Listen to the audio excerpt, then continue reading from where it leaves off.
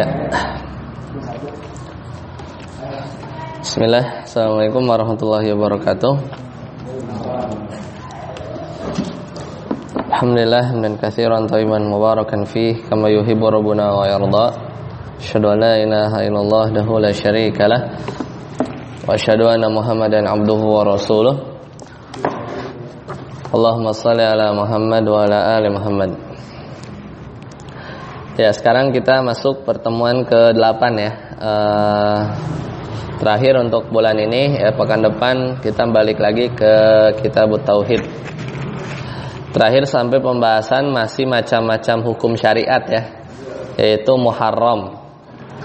Ya, kata ya qala al-muallif rahimahullah dalam matannya kemarin, wal muharramu lughatan al-mamnu'u ya. Wastilahan ma naha anhu asy-syari'u ala wajhil ilzam bitarki ya, ka uquqil walidain, seperti berdurhaka kepada orang tua. Fa kharaja biqaulina ma naha anhu asy-syari'u, dan keluar dari perkataan kita bahwasanya apa yang dilarang oleh syariat berarti perkara-perkara yang wajib, wal mandub wal mubah ya, kemarin sudah lewat.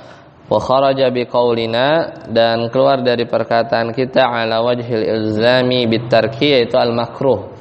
Kenapa? Karena makruh itu la ala wajhil ilzam bitarki, tidak secara wajib ditinggalkan, secara lazim untuk ditinggalkan, itu makruh. Maka keluar ya dari definisi muharram ini.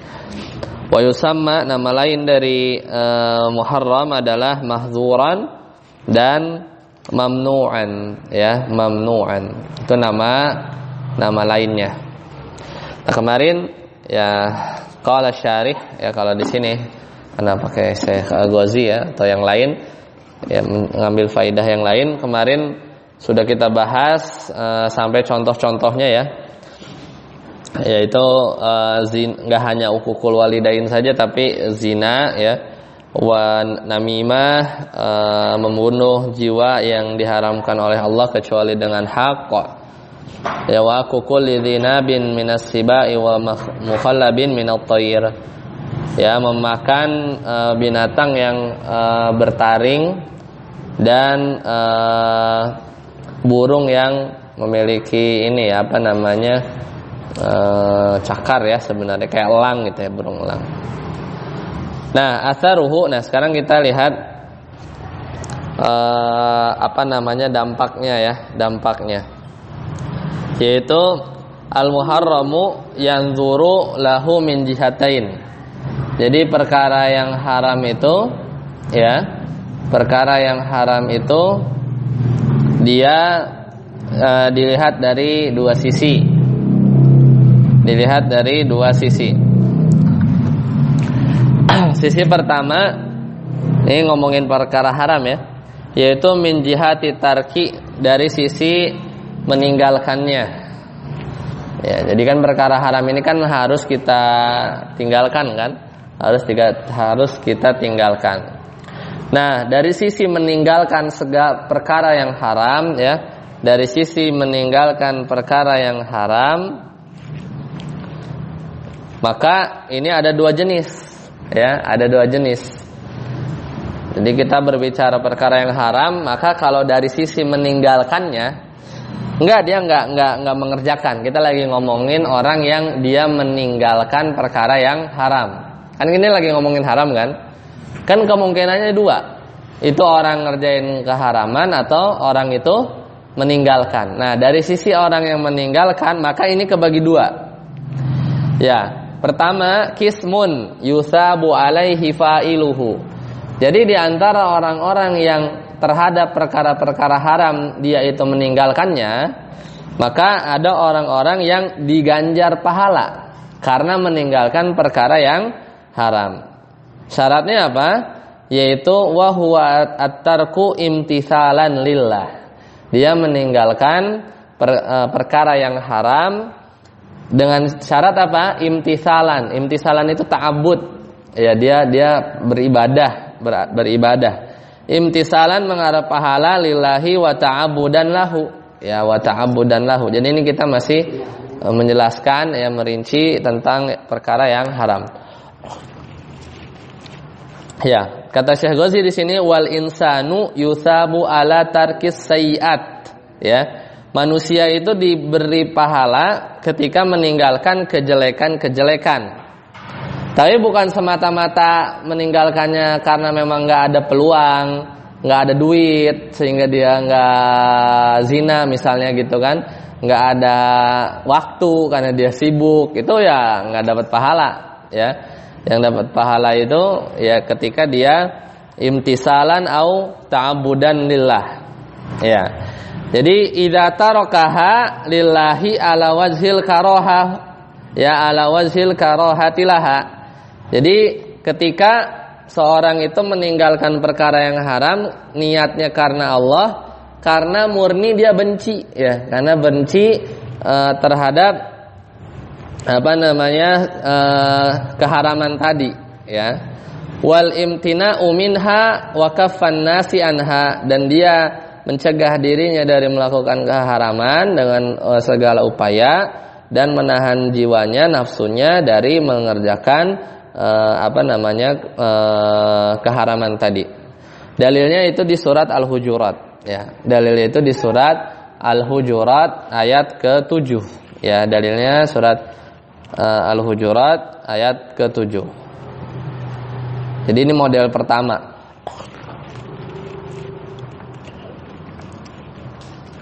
Ya, Al-Hujurat ayat ke-7. Allah Ta'ala berfirman, wa'lamu anna fikum Rasulullah. Ini surat Al-Hujurat ya. Dan ketahuilah bahwasanya di kalanganmu ada Rasulullah. Lau yuti'ukum fi katsirin minal amri, kalau kamu menuruti kemauan engkau, la'anittum ya, walakinallaha habbaba ilaikum. Jadi kalau dia menuruti kemauanmu, jadi lau yuti'ukum ya, jika nabi menuruti kemauan engkau ya, fi katsirin dalam beberapa urusan ya, minal amri la'anittum, maka dalam beberapa urusan benar-benarlah kamu mendapati kesusahan. Walakinallaha, di sini dalilnya. Walakinallaha, akan tetapi Allah, habbaba ilaikum al-imana zayyanahu fi qulubikum karraha ilaikumul kufra wal fusuqa wal isyan ulaika humur rasyidun ya.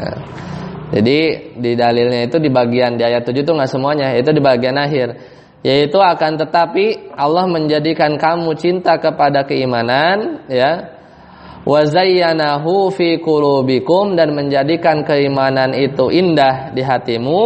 Nah, bagian sini wa karraha ilaikumul kufra, dan kamu benci kepada kekufuran, wal fusuq, kefasikan, wal isyan, dan durhaka. Ulaika humur rasyidun, mereka itulah ya orang-orang yang rasyidun, mengikuti jalan yang lurus. Jadi kalau Allah cintai berarti ya di situ ada pahala ya, ada pahala. Pahalanya apa? Ya itu tadi, ketika dia benci kekufuran, kefasikan, wal isyan, kedurhakaan, ya ulaika humur rasyidun, dan mereka dipuji. Ya jadi ketika dia seseorang itu Allah jadikan cinta kepada keimanan, cinta yang hal-hal yang bagus-bagus ya, dan dijadikan oleh Allah benci kepada kekufuran ya, kefasikan, kedurhakaan, maka itu tanda di situ ada pahala ya, ada pahala. Ya, jadi ini model pertama ya, model pertama. Nah, kemudian yang kedua, qismun yu'aqabu alaihil mukallaf. Ya. Jadi masih ngomongin apa? Ngomongin orang terhadap perkara yang haram terus dia tinggalin. Ini ada dua. Tadi yang pertama. Yang kedua, ada jenis yaitu yang ya seseorang mukallaf itu malah justru diberi hukuman gara-gara apa? dia meninggalkannya li ghairillah. Ya. Jadi wa huwa tarku li ghairillah. Ketika dia meninggalkan perkara yang haram tapi bukan karena Allah, ya. Bukan karena Allah. Misalnya dia enggak jadi nyolong karena ketahuan, ya.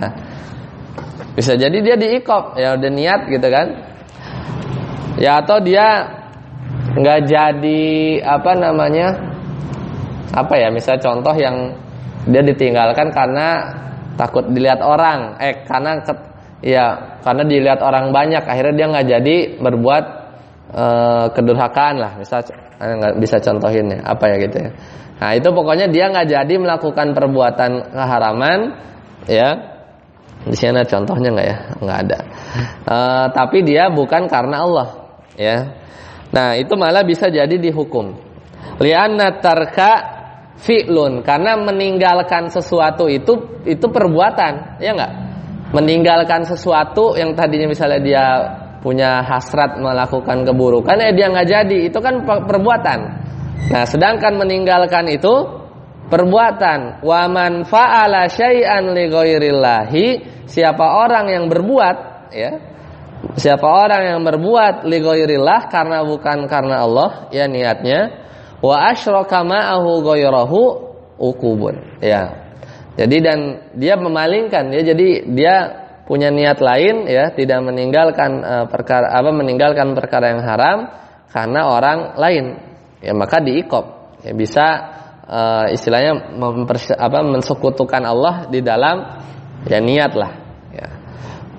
Wa kadza man tarakahu ajzan ba'da badlin asbabil fi'li, dan juga demikian juga orang yang meninggalkan sesuatu, ya, karena dia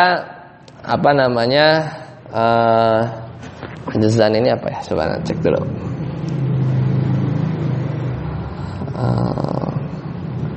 Maknanya ajzan.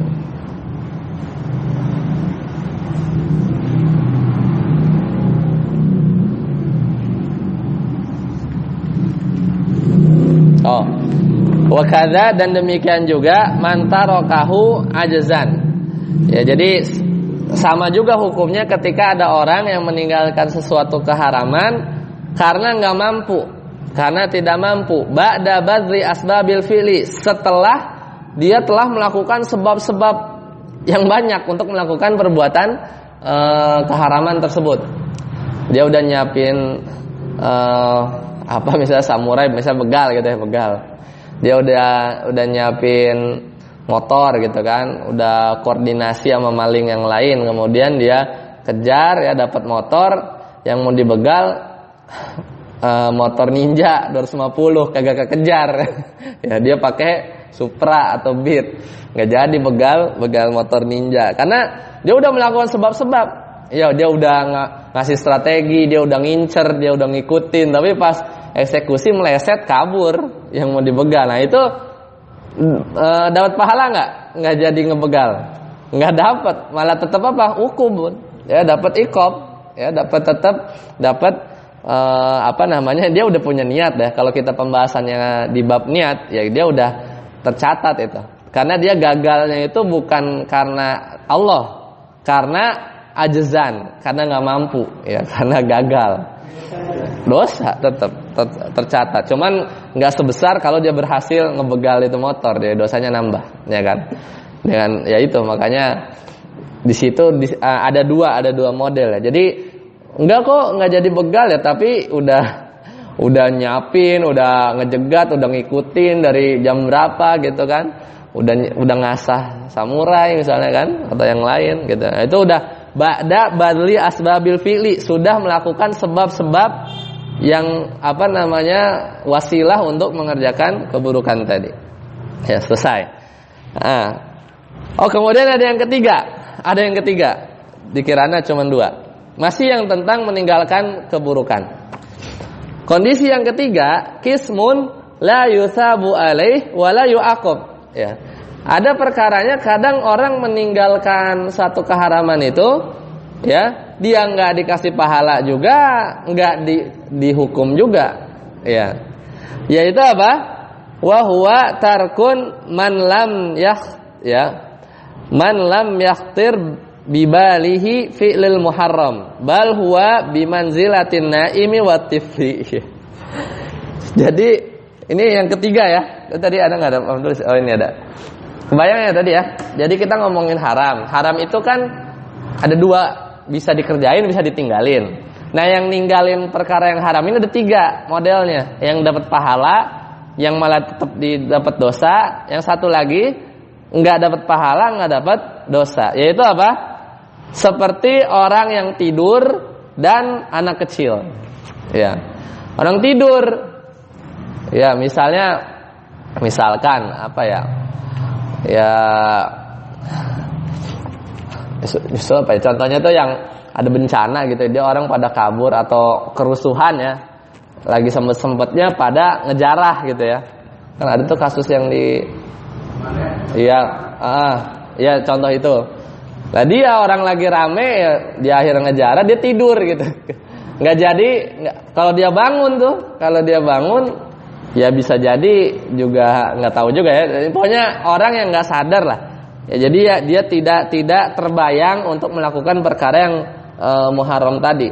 Kan dia nggak ngerjain, kok nggak dapat pahala ya. Dia nggak niat. Jadi dia tidur atau anak kecil, ya atau anak kecil. Ya maka dia tidak nggak dapat pahala juga, nggak dapat dosa. Ada tiga ya. Nah kondisi kedua baru dari sisi yang lain, yaitu min jihatil fi'li, yaitu ketika seorang melakukan perbuatan haram. Maka ini udah cuma satu keadaan, apa? Yastahiqul iqaba fa'iluhu, ya. Yaitu berhak mendapat hukuman pelakunya. Jadi bahasanya itu bukan pasti dapat hukuman, enggak. Tapi apa? Berhak dapat hukuman. Karena bisa jadi orang yang melakukan perbuatan haram, ya, kemudian misalnya dia nggak bertobat juga gitu ya, selama dia bertauhid gitu ya, bisa saja kalau Allah mau Allah ampuni ya di akhirat nanti. Makanya bahasanya itu kalau iqab itu yastahiqu, berhak. Namanya berhak itu ya kalau Allah mau nggak kasih hukuman ya diampuni gitu misalnya di akhirat kan boleh aja ya kan. Bisa juga memang berhak, emang dia ngelakuin perbuatan itu ya berhak untuk diberi iqab, ya beri hukuman.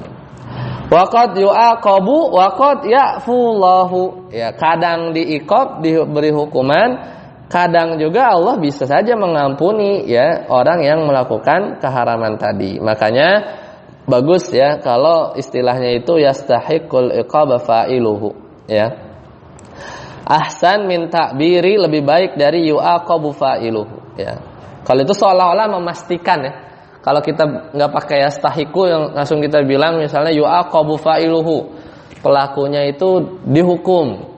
Ternyata di akhirat ada tuh yang nggak dihukum, tuh kita kayak so tahu gitu. Ini orang pasti dihukum nih gitu kan. Ya secara umum ya dihukum ya. Makanya bahasanya yastahiqul iqab. Ya.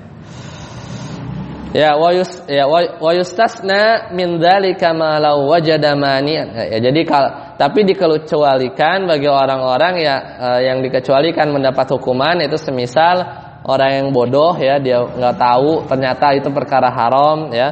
Orang yang dipaksa itu juga enggak dihukum ya. Wa nisyan, orang yang lupa ya, dia melakukan, dia makan gitu ya misalnya di siang bulan Ramadan kan haram ya. Tapi dia lupa ya gitu kan. Nah, itu tiga kondisi itu maka dikecualikan ya dari mendapat iqab. Nah, adapun namanya tadi ya mahdzur, mamnu, maksiyah ya, nama lainnya maksiat, as-sayyi'ah ya. Kadang juga nama muharram itu sayyi'ah. Dan kadang juga dzambun, yaitu wadzunubun, dosa ya.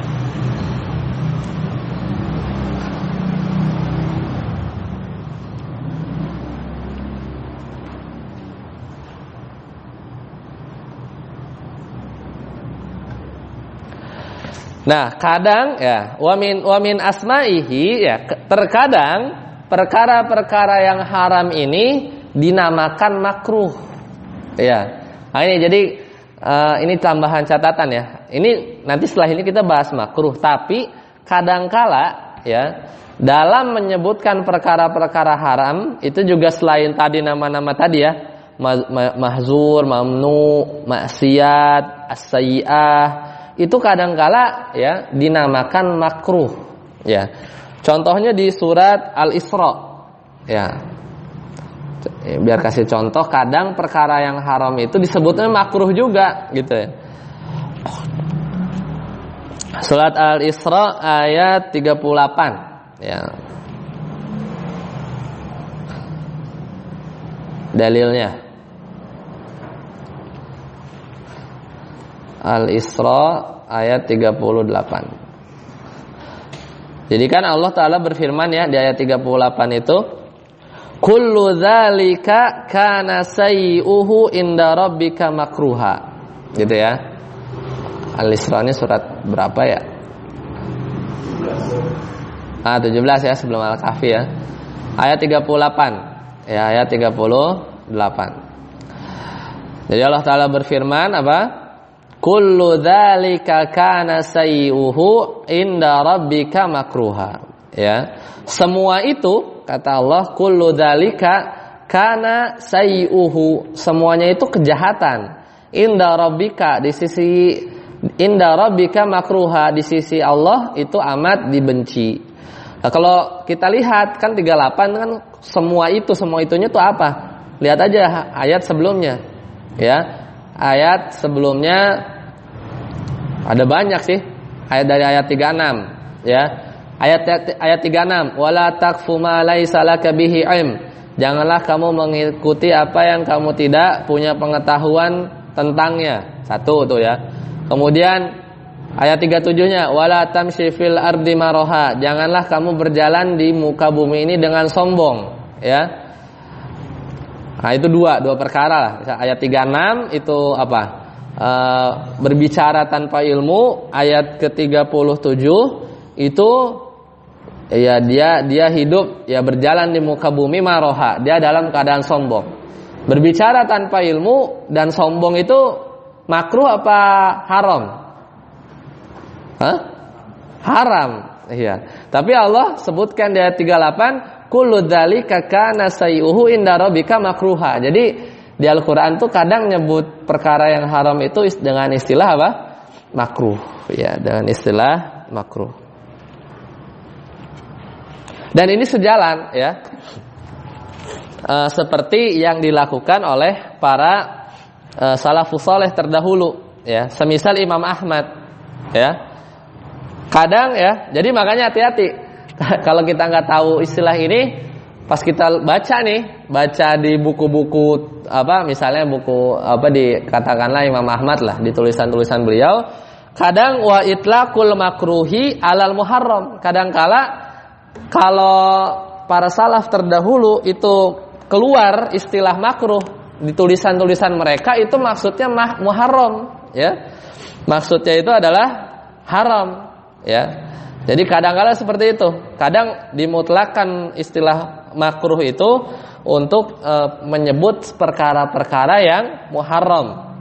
Jadi banyak nih, katsirun fi alfadhis salaf. Ya, banyak dari kalangan salafus saleh menggunakan istilah makruh itu untuk perkara muharram. Jadi kalau makruhun indal Imami Ahmad itu bisa jadi maknanya tuh haram ya.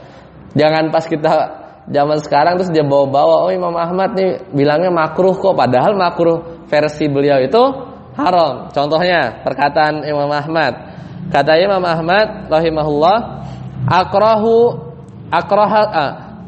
aku membenci ya, akrahu as-salata fil maqabiri wa akrahul akla fi aniyatiz zahabi wal fiddah wa huma muharramani indahu. Ya. Jadi Imam Ahmad itu bilang bahwa aku membenci salat ya di kuburan-kuburan, kecuali salat jenazah. Wa akrahu akla fi aniyatiz zahabi wal fiddah, dan aku membenci makan di bejana atau piring ya, atau ya maksudnya alat-alat makan itu yang terbuat dari emas dan perak Sedangkan kalau kita lihat fikih-fikihnya beliau ya, fikih Hambali, itu dua perkara tadi itu haram menurut beliau. Ya. Jadi beliau ngomong akrahu itu maksudnya muharram. Ya. Seperti itu. Wadzalika ta'diban. Alasannya nih Masya Allah. Kenapa kok Imam Ahmad gak bilang aja harama gitu ya, atau hurimat as-salatu fil maqabir misalnya. Tegas aja. Kenapa para salafus saleh itu enggan ya? Dia mengungkapkan satu yang sebenarnya yang dia yakini bahkan di pendapat fikihnya itu haram, tapi tetap ungkapannya itu pakai akrohu gitu ya. Aku benci itu ta'diban ma'al Quran. Seperti maksudnya latar belakangnya itu adalah khawatir sih sebenarnya. Khawatir dan ingin mendidik ya, bahwa di Al-Quran itu bahwasanya Allah Ta'ala berfirman, wala taqulu lima tasifu alsinatukumul kadhiba hadza halalun wa hadza haramun litaftaru 'alallahil kadhiba. Insyaallah ya. Jadi surat apa nih? Surat An-Nahl. Antum buka deh, surat An-Nahl ayat ke-116 ya.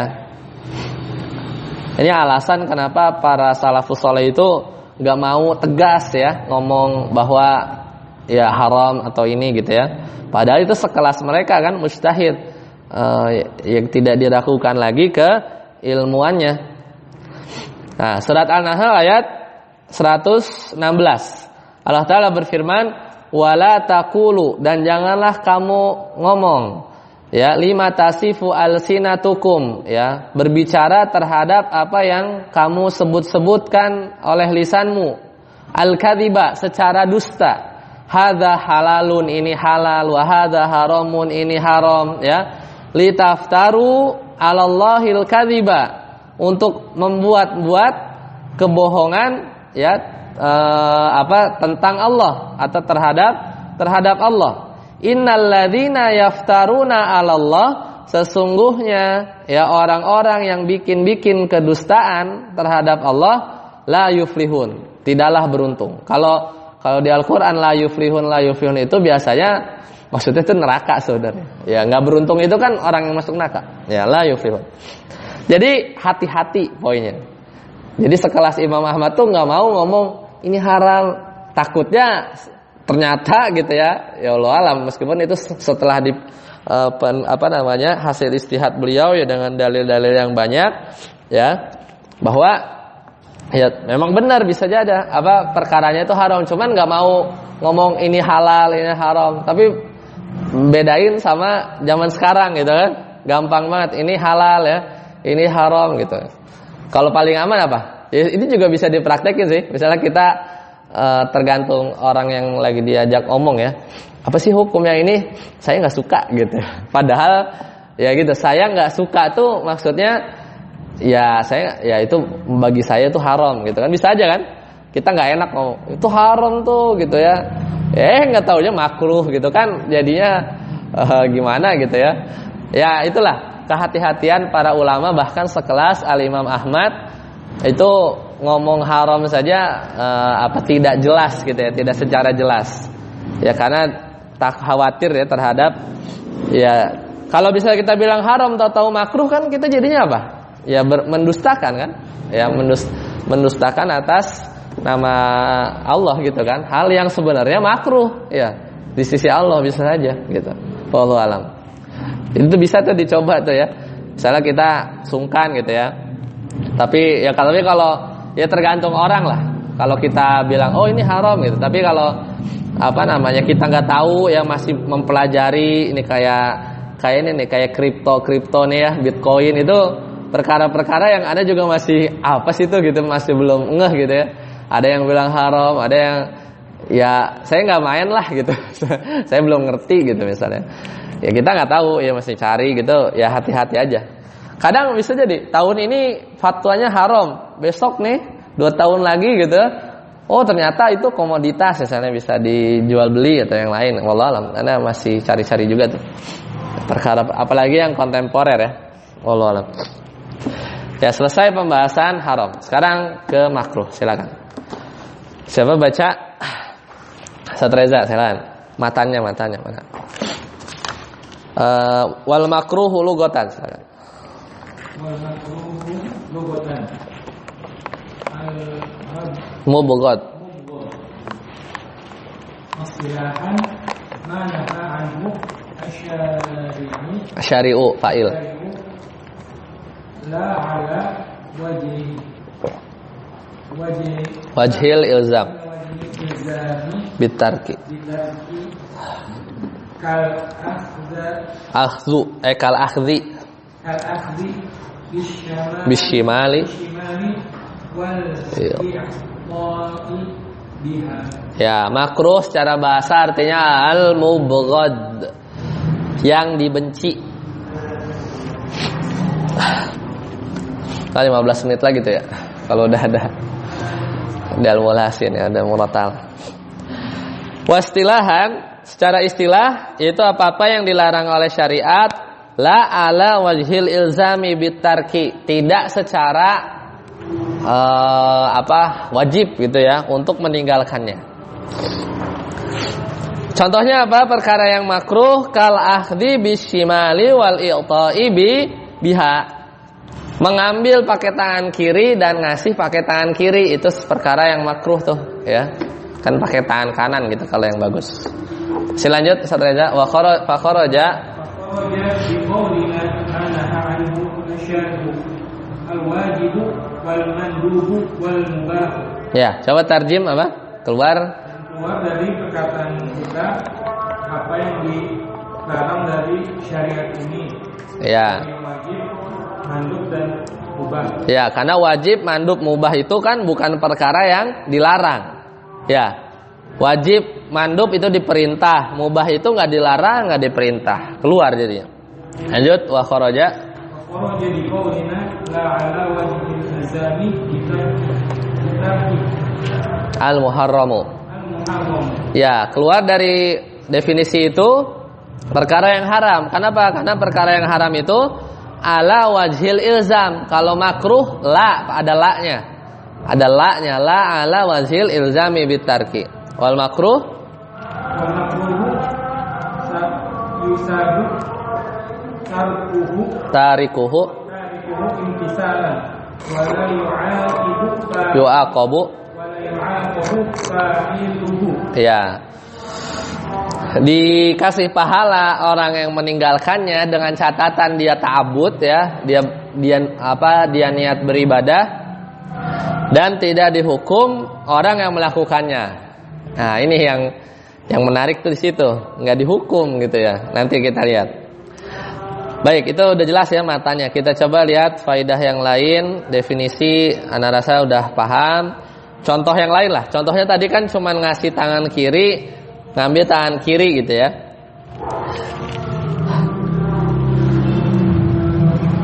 Ya, contoh yang lain misalnya melirik-lirik ya, lagi sholat matanya delatan kemana-mana gitu ya, dia lihat atas, lihat baju orang gitu. Itu makruh ya, tapi ya nggak kalau dia tinggalkan ya, kalau dia lakukan sih ya nggak dosa gitu ya, tidak dihukum.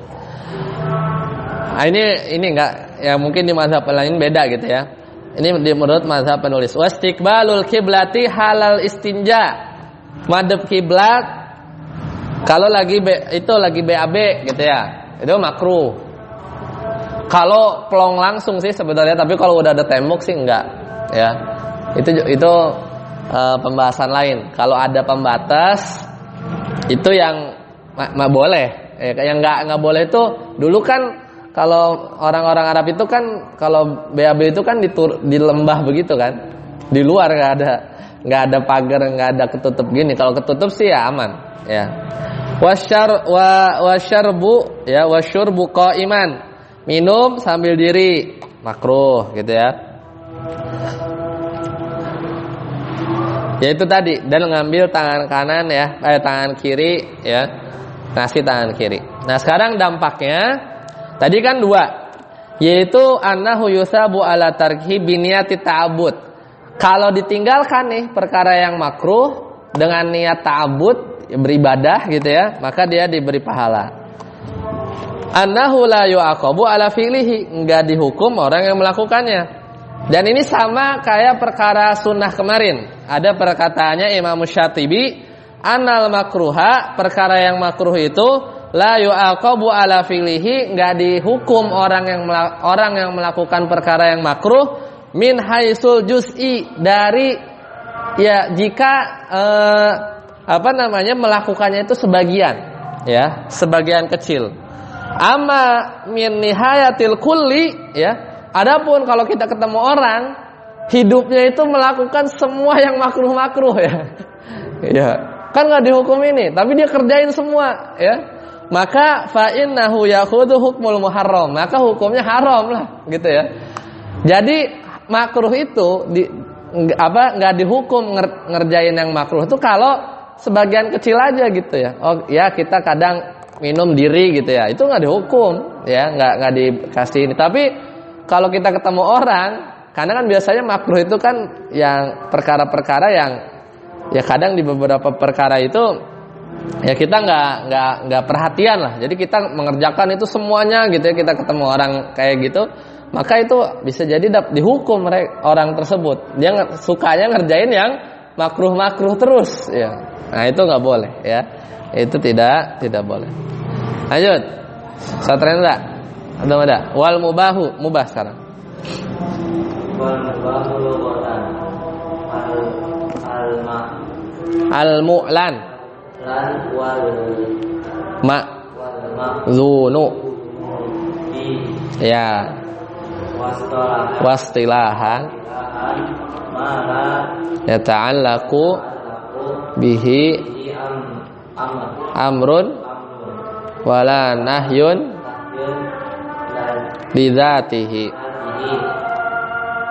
kal akli Ramadana, iya, fa kharaja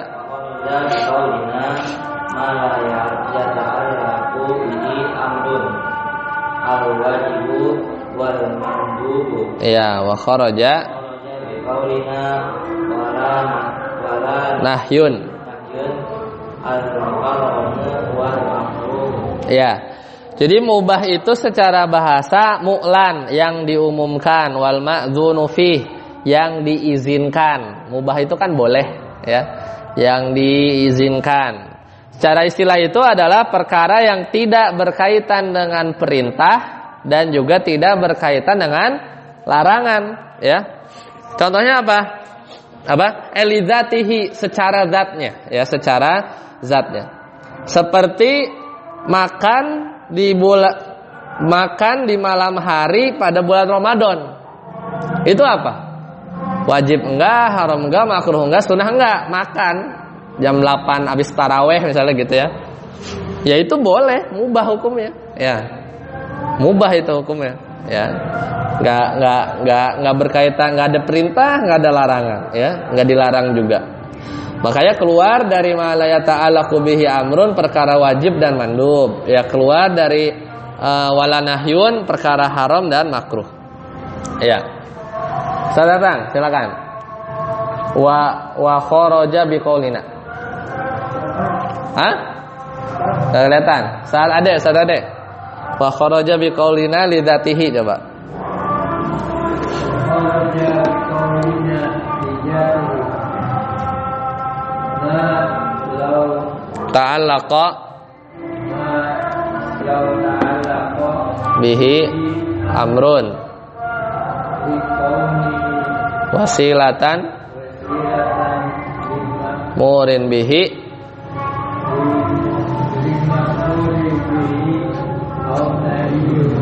nahyun likaunihi wasilatan liman hiyin anhu fa inna lahu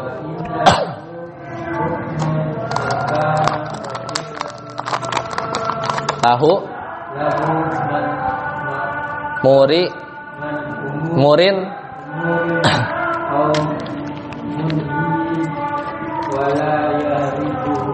wala yukhrijuhu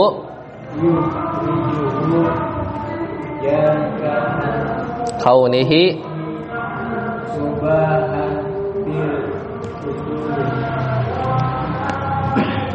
Fil asli.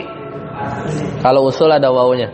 Wal mubahu wal mubahu ma kala was fil ibahati ibahati fa innahu la yatarattabu alaihi sawabun wala iqabun wa yusamma halal wajah izan. wajah. Nah, ini menjelaskan definisi yang bagian lidzatihi-nya. Lidzatihi itu maksudnya apa? Jadi pokoknya perkara yang secara zatnya itu dia nggak diperintah, nggak dilarang. Tapi kalau ma'lau ta'ala qabihi amrun likaunihi wasilatan lima'murin bihi, kalau seandainya perkara mubah itu berkaitan atau menjadi wasilah untuk perkara-perkara yang diperintahkan, maka bisa jadi perkara yang mubah ini jadi wajib. Aw nahyun likaunihi wasilatan limanihin anhu, atau ternyata perkara yang mubah ini menjadi wasilah agar seorang itu tercegah dari perbuatan yang haram, ya, dilarang, maka bisa jadi wajib, ya. Ya, maksudnya dia akan ikut gitu ya. Jadi kalau jadi perintah atau apa yang mengantarkan kepada larangan, ya maka dia menjadi haram. Fa inna lahu hukmu makana wasilatan lahu, maka hukumnya akan menjadi sebagaimana hukum wasilah. Ya, baik itu nanti bisa jadi wajib, bisa jadi dilarang. Wala yukhrajuhu dzalika an kaunihi mubahan fil asli. Ya, akan tetapi tetap saja perkara itu ya tidak mengeluarkan ya hal tersebut dari hukum mubahnya secara asal. Hukumnya tetap mubah. Cuman kalau dia jadi wasilah pada perkara yang diperintahkan jadi wajib. Kalau dia jadi wasilah menjadi orang akhirnya terjerumus kepada dosa, padahal hanya mubah nih. Apa misalnya? Apa hukum jalan ke tempat prostitusi gitu ya? Hukum jalannya, ya jalannya jadi gak boleh gitu kan? Kan karena mau menuju ke sana gitu ya.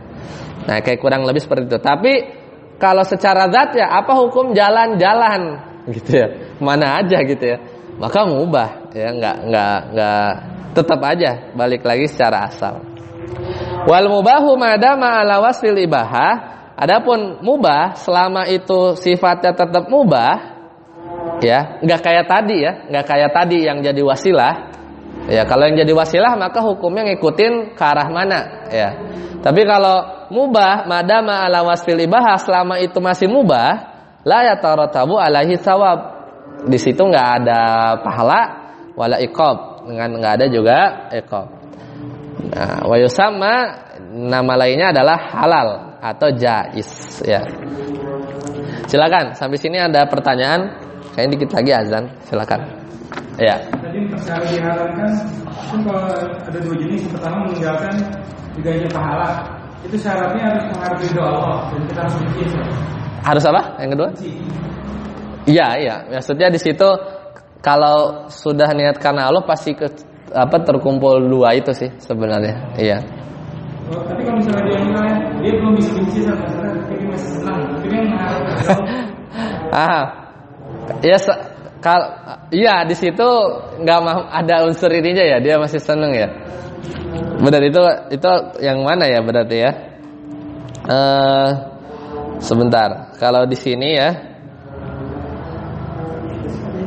Tapi nggak ini, ya masih dapat di situ ya, wakafan nafs ya, dia mencegah.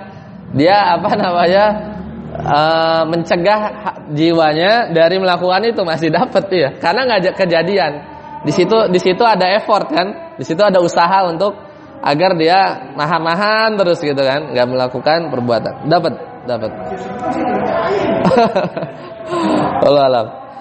Ya itu, jadi asalkan jangan sampai terjerumus ya gitu ya. Jadi maksud di situ ada sisi pahala karena ada effort di situ. Jadi berarti syaratnya itu niat, ya. Berarti di situ ada niat, kemudian ada benci ya. Kayak kasus yang kemarin, cuman yang kemarin ditendang ya. Apa sesajennya itu ya. Iya kan itu kompleks lah itu permasalahan. Jadi ditangkap juga ya, kasihan ya.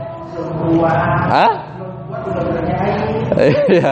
Kadang ya makanya pro kontra tuh, ya pro kontra. Nah, satu lagi menahan diri ya. Itu biasanya terhadap ini ya. Ya yang berkaitan dengan hawa nafsu ya. Tapi kalau berkaitan eksternal gitu ya, kan bertingkat kan, dari tangan ya, tangan ngomong, baru ya di dalam hati kan, ya turun gitu ya. Habis. Wallahu alam ya. Subhanakallahumma bihamdika asyhadu an la ilaha illa anta astaghfiruka wa atubu ilaik. Assalamualaikum warahmatullahi wabarakatuh.